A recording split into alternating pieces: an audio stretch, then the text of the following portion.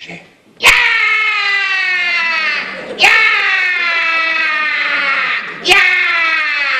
zazvoním na dvere, taký detko vyndu a hovorá, čo vstup, prosím ich pekne. Deduško, preboha, na čo tu je taký veľký krik? Ale vedia, to nešťastné MDŽ, moja stará stela, aby som jej, jak bola kedy, na MDŽ spravil cúc pleky. Hovorím, detko, na to musí tak strašne revať. Bodaj by nerevala, keď ja nemám zuby, ja je robím s kombinačkama. Viete, poviem vám, ľudia moji pekní, na MDŽ sa takí dvaja chlapíci tackali po Nitre. A už sa stretli, išli z oslavy nad ráno, hovorí, pane, kde bývate? Ja bývam na sídlisku Klokočina. To je dobré, ja, poďme s pevom na sídlisko. Došli na sídlisko, pane, prosím vás, a na jakej vy bývate ulici? Ja bývam na Škultétyho 6. To je super, a ja bývam na Škultétyho 6. Poďme s pevom. Došli na Škultétyho 6 a jeden hovorí, pane, prepáčte, na ktorom poschodí bývate? Ja bývam na 5. To je super, a ja bývam na 5. Ideme spolu s pevom výťahom. Dojdu hore a jeden hovorí, prepáčte, že sa vás to pýtam, ale kedy v dverách bývate? No týchto, tu je napísané Jozef Kováč, tam bývam ja. Pane, vy sa velice mýlite, vy tu nemôžete bývať, lebo tu bývam ja.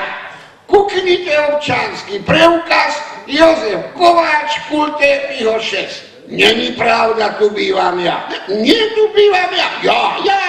Chytili sa pod krky, začali sa škrtiť, otvorá sa dvere na tom byte, taká ženská hlava vykukne, zalomí lukám a hovorí, preboha, otec se synom zas pod obraz Boží.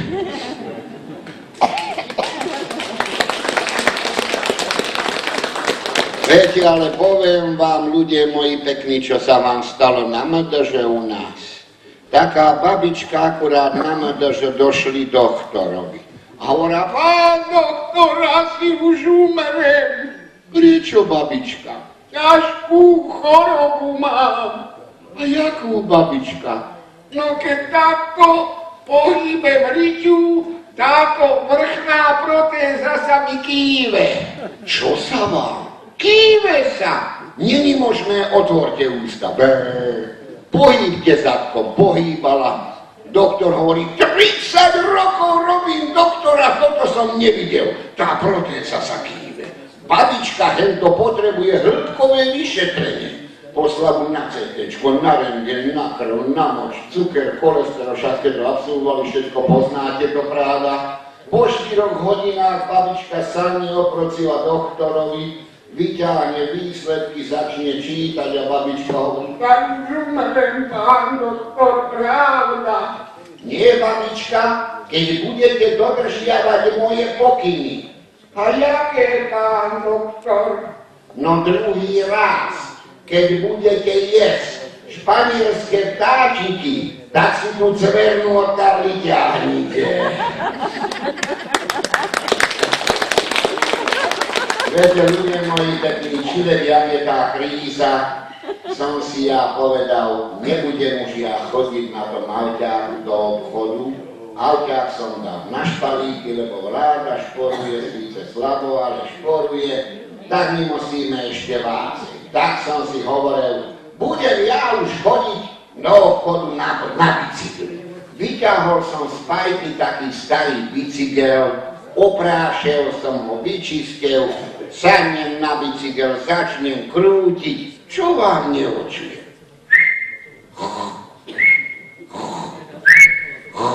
Zešol som dole, našponujem reťazku, sadnem na bicykel, začnem krútiť. Čo vám neočuje? Došol som do obchodu, prvé čo bolo, pol litra oleja na bicykel.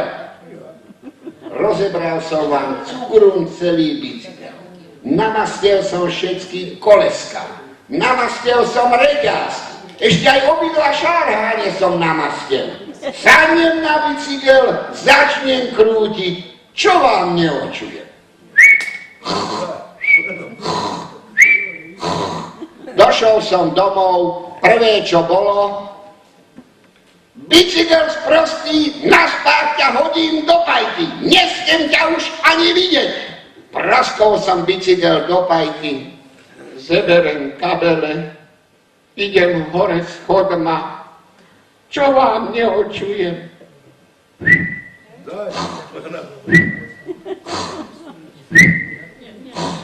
Čo to?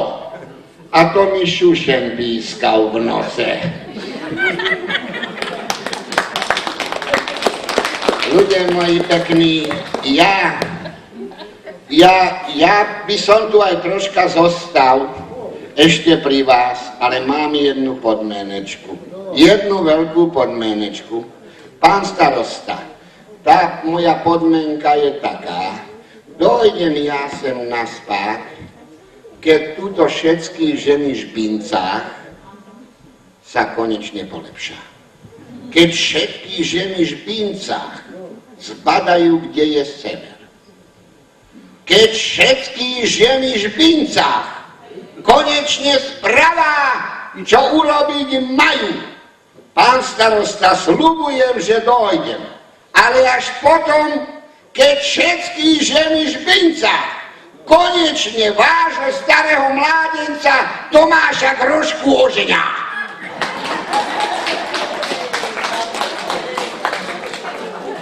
Viete, pán starosta, ale jeden problém. Ja som bol s Tomáškom a Tomáško mi povedal, že on by sa aj oženil, ale má jednu malú podmienečku. Aby pán starosta konečne v obci spravil kanalizáciu. Bol som tuto aj s pánom starostom a pán starosta povedal, že dobre, on spraví tú kanalizáciu, ale má jednu podmienečku, aby vaši fotbalisti konečne prestali furt len vyhrávať. A Čerhalady Kuzmicách 2-0 vyhrali zas. A pán starosta hovorí, že o čo to je drahšie za každým, keď vyhrajú. Tak som utekal za fotbalistama a pýtal som sa ich, že milí fotbalisti, prosím vás, je tu taká podmienečka, že by ste teda konečne už prestali aj vyhrávať. A oni povedali, že dobre, ale majú jednu podmienečku. Aby všetky babky v špincách prestali klebetiť na ceste z kostola.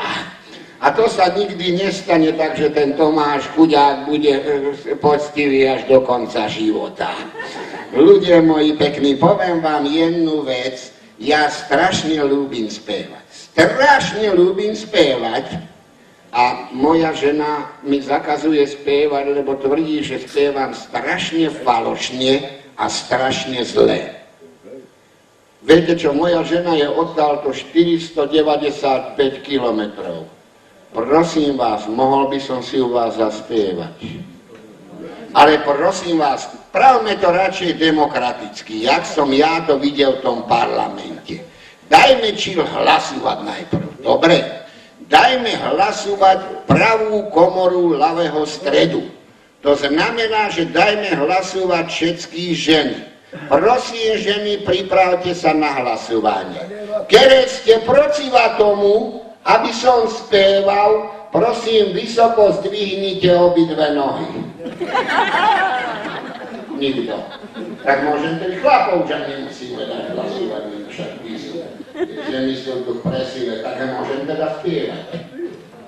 Dobre, ja by som vám rád zaspieval jednu pesničku, ktorú venujem všetkým Markám, Mariškám, Marčám, Marulienkám, ale hlavne Marínám. A bude to jaká pesnička, milá pani?